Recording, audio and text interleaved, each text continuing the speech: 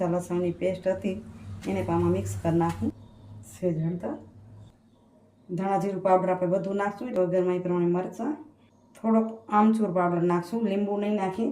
એ તો સૂજી નાખું છું. ચણાનો લોટ, સ્વાદ અનુસાર નમક, અને તળવામાં તો તળી પણ શકાય. દૂધી કોફતા કહેવાય ને, તળીએ તો. સબ્જી માટેની તૈયારી. અને આ ટમેટા આપણે દૂધીની છીણ હા ઝીણા ઝીણા સુધારી લઉં. ગરમ મસાલા સરસ ઉકળવા દેવાનું. વળેલા હોય એટલે આપણે આ હેલ્ધી વર્ઝન બનાવવું છે એટલે આપણે આને વરાળિયા કર્યા. એટલે આપણું શાક થઈ ગયું છે તૈયાર. નમસ્કાર મિત્રો, કેમ છો? મજામાં ને? સ્વાગત છે તમારું મારી YouTube channel natural life with Tina પર. મિત્રો, સવારના વાગ્યા છે 6:45 અને મંદિરે જઈ આવ્યા. આજે વિચાર કરી વહેલું મંદિરે જઈ આવી અને હવે કરીએ રસોઈની તૈયારી, ટિફિનની તૈયારી. ચાલો મિત્રો, આજે ઘણી વખત કીધું હતું કે દૂધીનું શાક હું એક અલગ રીતે બનાવીશ જે છોકરા માગીને ખાશે. એટલે ખાસ કરીને કમેન્ટ નથી કરી, પણ રાયણના મધુબેન માતંગ સામે પૂછતા હતા કે દીનાબેન ક્યારે શાક બનાવવાના છે. તો ચાલો આજે દૂધીનું એવું શાક બનાવી કે આપણા છોકરાઓ માગીને ખાય. તો અહીં તૈયારી થઈ રહી છે. મરચાં અને લસણની પેસ્ટ બનાવે છે ખાંડણીમાં. પેસ્ટ બનાવી નાખી ખાંડણીની અંદર. એ પેસ્ટ કરે ત્યાં સુધી આગળની જે તૈયારી થાય હું તમને બતાવતી જાઉં. તો આદુ મરચાં લસણની પેસ્ટ આપણે સાથે કૂટી નાખી અને અહીંયા આટલી દૂધી મેં છોલી છે તો આટલી આપણે અત્યારે છીણ લઈશું. આટલી પછી જ કરશું, નહીં તો દૂધી પહેલીથી કરી નાખી તો કાળી થઈ જાય. એટલે આને પહેલી હું છીણી લઉં. આ દૂધી છીણી લીધી ને એની અંદરથી મેં પાણી કાઢી નાખ્યું છું. પાણી કાઢી નાખી તો લોટ ઓછો પડે, નહીં તો લોટ ઘણો થઈ જાય અને પોચા થઈ જશે. આના આપણે મુઠિયા ટાઈપનો લોટ બાંધવાનો છે. આ આદુ મરચાં લસણની પેસ્ટ હતી એને પણ આમાં મિક્સ કરી નાખું. આના પર નાખી દઈ મસાલા, સેજ હળદર, ધાણા જીરું પાવડર આપણે બધું નાખશું એટલે 2 ચમચી નાખી દઉં. જે પ્રમાણે તીખાશ ખવાતો વગરમાં એ પ્રમાણે મરચાં, સેજ હિંગ, થોડોક આમચૂર પાવડર નાખશું. લીંબુ નહીં નાખી. એ તો પાણી જેમાં પ્રવાહી હોય પાણી કરે એવી વસ્તુ ઓછી નાખવાની. 1 મોટી ચમચી જેટલી સૂજી નાખું છું. 1 મોટી ચમચી જેટલો ચણાનો લોટ, સ્વાદ અનુસાર નમક, અને મિક્સ કરી લઈએ. થોડોક અજમો નાખી દઈએ. ચોમાસું છે એટલે અજમો હોય તો પચવામાં પણ સારો રહે ને ટેસ્ટમાં પણ સારો આવે. એને બરાબર ભૂંસી લઈએ કારણ કે આ દૂધી છે પાણી કરશે. હવે જેટલો લોટ જોઈશે એટલો એ પ્રમાણે આપણે ઘઉંનો લોટ નાખીને અને કડક લોટ બાંધશું. આનો જે ઢીલો થતો જાય તો થોડોક લોટ નાખી દેવાનો અને આને લોટ કડક બાંધી લઈ.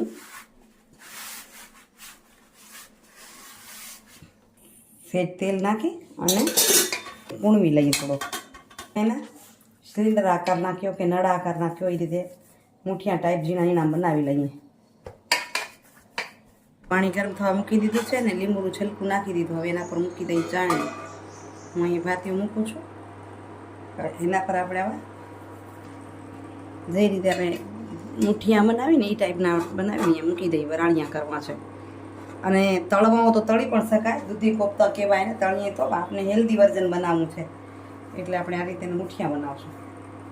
તો આ રીતે જુઓ મૂકી દીધા બરાબર મુઠિયા વરિયાળિયા થવા માટે. એના પર આ રીતે કોટનનું કપડું લઈને આપણે ઢાંકી દીધું છે.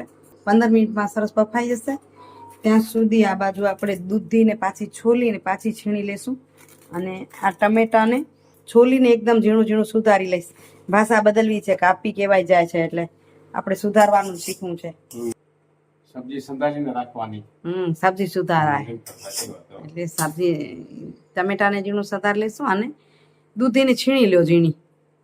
છીણી નાખી એકદમ. એ તૈયારી કરે ત્યાં સુધી હું રોટલી બનાવી લઉં.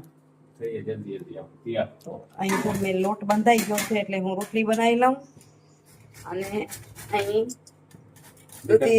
દૂધીને છીણાઈ જાય અને ટમેટું કપાઈ જાય. ચલો આ બાજુ વરાળીએ ચાલુ છે. વરાળીયા મુઠિયા બનાવીશું ને આ બાજુ રોટલી બનાવવાનું ચાલુ છે. આ બાજુ આપણે વળી છીણી રાખવી છે સબ્જી માટેની તૈયારી.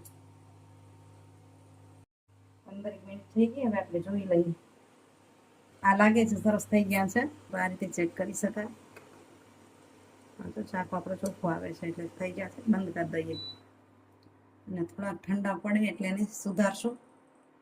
આ બાજુ રોટલી તૈયાર થઈ જાય. તો હવે મુઠિયાનો આપણે વઘાર કરી લઈએ. તો અહીં મેં દૂધી આપણે છીણાઈ ગઈ છે અને દૂધીમાં પહેલાં પાણી કાઢ્યું હતું એ પણ આમાં રાખ્યું અને હમણાંનું પાણી પણ અંદર જ છે.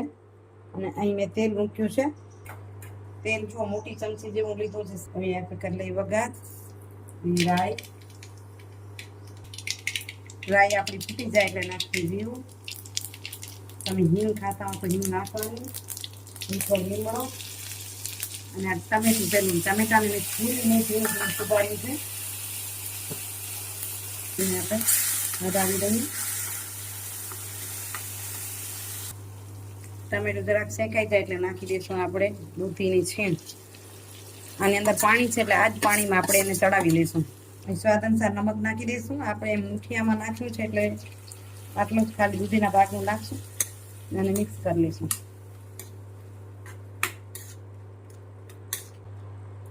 સેજ હળદર નાખી દઈએ. હવે એને આમ ઢાંકી દઈએ અને એને ધીમા તપે 4 થી 5 મિનિટ ચડવા દઈએ. એકદમ દૂધી બરાબરની ચડી જાય ત્યાં સુધી એને ચડવા દઈએ.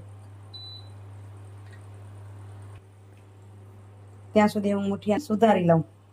મીડિયમ સાઈઝના નાના કટકા થઈ જાય ને ત્યાં સુધી આપણી બાજુ દૂધી ચડી જાય. અહીં મુઠિયા આપણે સુધારી લીધા અને અહીં આપણી દૂધી પણ હવે ચડી જવા આવી છે. 5 મિનિટ પછી જો હવે ચીપકવા લાગી છે. ઝીણી ઝીણી સુધારીને નાખીને દૂધી તોય ચાલે પણ આમ કરી નાખી તો સરખી ચડી જાય અને મિક્સ થઈ જાય. એટલે હવે આના ભાગનું મરચું નાખી દઈશું આપણે. આમાં મસાલા મરચું, ધાણા પાવડર, હળદર આપણે નાખી દીધી છે. સેજ ગરમ મસાલો, અડધું લીંબુ નીચોડી લેશું. લીંબુ ને ખટાશને બેલેન્સ કરવા માટે 1 ચમચી સુધારેલો ગોળ નાખી દઈ. તેથી બેલેન્સ થઈ જાય ખટાશ મીઠાશનું. અને એને હવે મિક્સ કરી લઈએ. જરાક હલાવશું એટલે આપણા તેલમાં મસાલા ચડી જશે. આપણા મસાલા બરાબર ચડી જાય એટલે એની અંદર નાખી દઈએ પાણી. ગ્રેવી કરી 1 ગ્લાસ જેટલું આપણે પાણી નાખી દઈશું. હવે એને બરાબર ઉકળવા દઈશું. તો આને આમ 2-3 મિનિટ આમ સરસ આમ ઉકળવા દેવાનું. અને ઘણીવાર આપણે મસાલા એવું લાગે તો આને આ ગ્રેવીને ટેસ્ટ કરી લેવાની મીઠું મરચું. બાકી તો ગ્રાઈણી બધી રોજ નાખતી જોઈએ હાથથી અંદાજથી એટલે સરસ જ હોય. આમ બરાબર ઉકળે એટલે એની અંદર નાખી દઈશું આપણા આ મુઠિયા. દૂધી કોફતાનું શાક કરીએ તો સરસ થાય પણ એ તળેલા હોય એટલે આપણે આ હેલ્ધી વર્ઝન બનાવવું છે એટલે આપણે આને વરાળિયા કર્યા અને આને પાછા 2-3 મિનિટ આ રીતે ચડાવી લઈશું.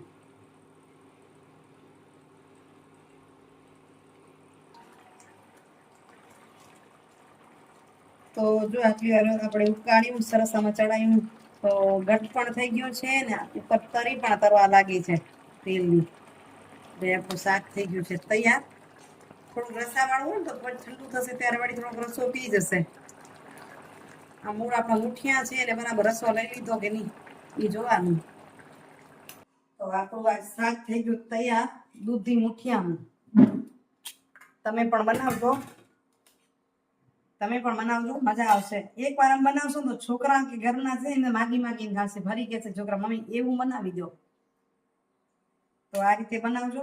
અને થોડા વધુ મુઠિયા બનાવે તો વઘાર નાખીએ તો મુઠિયા પણ ભેગા થઈ જાય. તો મને તો શું નોકરી જવું ઉતાવળ એટલે ફટાફટ એટલું જ કર્યું. તો ચાલો જમી લઈએ. અત્યારે નાસ્તો કરી લઈએ, ટિફિન લઈ લઈએ. ચાલો માખણ, રોટલો, ગોળ અને મુઠિયાનું શાક.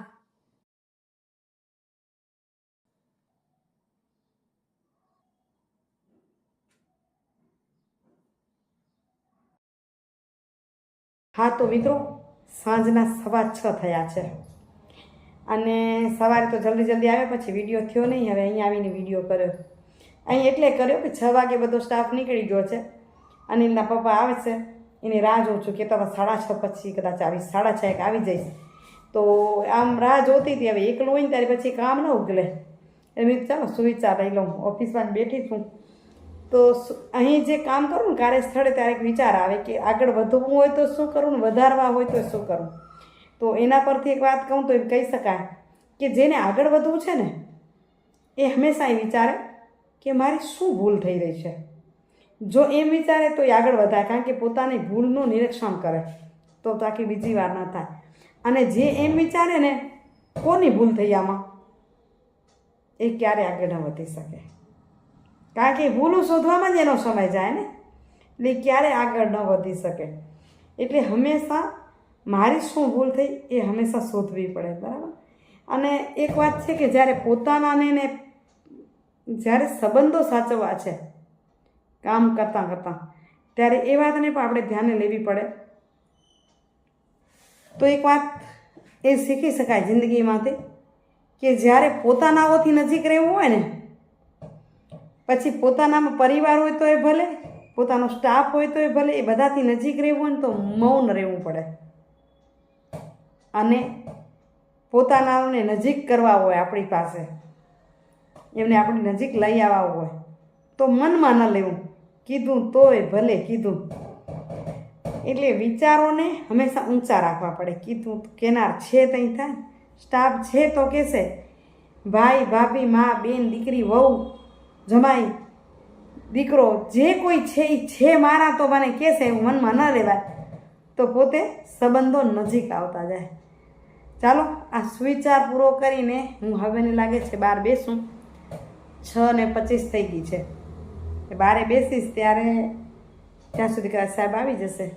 આવશે તો પછી એના ભેગા નીકળશું. શનિવાર છે, હનુમાનજી મહારાજે દર્શન કરવા છે, ઘી પણ લેવા જવું છે. જોઈએ શું લેવા છે. થોડીક ખરીદી પણ કરવી છે. રોજ ખાવા ખપે, કાંક ને કાંક ખૂટે. તો ઓફિસેથી હવે આવી ગયા છીએ હનુમાનજી મહારાજના મંદિરે. આ લાભ સુખ સોસાયટી છે ભુજની. ડીમાર્ટ જઈએ ને એ પહેલાં આવી જાય. તો અહીં દર શનિવારે હું ક્યારેક પહોંચું, પણ અનિલના પપ્પા દર વખતે આવે. તો જો અહીં મસ્ત પ્રસાદ હોય સુખડીનો, અને ભક્તો મળી રહે છે, દાતાઓ તો અહીં હોય છે. અને ભક્તોની ભીડ પણ અવર જવર હોય છે. આ મારા જો પડોશી છે શીતલબેન અને આશાબેન, એ પણ દર શનિવારે અહીંયા આવતા હોય છે. તો અહીં ભાવિક ભક્તો દર્શન કરવા આવે, અમે પણ દર્શન કરી અને ઘર બાજુ જોશું. શનિવારે ઓફિસેથી જઈએ તો ઘરે પછી જઈએ, પહેલાં દર્શન કરતા જઈએ. જો અહીં પ્રસાદી લીધી અમે. તો મિત્રો વાગ્યા છે રાત્રિના 9:30, કારણ કે જમવાનું આ વખતે બનાવ્યું જલ્દી જલ્દી, ખીચડી રોટલી બનાવી, પણ તોય સમય તો લે. અહીં પછી વિડીયો કરવાનો સમય રહે જ નહીં. હવે અહીં વિડીયોનું કરું છું એન્ડિંગ. આજનું રેસીપી કેવી લાગી આશા રાખું છું કે ગમી હશે. તમે આ રીતે શાક બનાવજો, ખરેખર છોકરાઓ ખાશે. દૂધી મગ અમુક વસ્તુ એવી છે કે એ શરીર માટે ખાવી જરૂરી છે, પણ હવે આજની પેઢીને એ ભાવતી નથી. તો એ કેમ ભાવશે એ આપણે શીખવાડવું પડે. મેં કોશિશ કરી છે. તમને જો ગમે તો વિડીયોને લાઈક તો કરો છો, પણ સાથે સાથે શેર પણ કરજો. ફરી મળીએ નવા વિડીયો સાથે. ત્યાં સુધી આપ સૌને જય શ્રી કૃષ્ણ, જય જય ગરવી ગુજરાત, જય ભારત અને જય હિન્દ. આપ સૌ ખુશ રહો, આપ સૌ પોતાનું ધ્યાન રાખો, એ જ અપેક્ષા સાથે આપ સર્વને હરિઓમ, બાય બાય.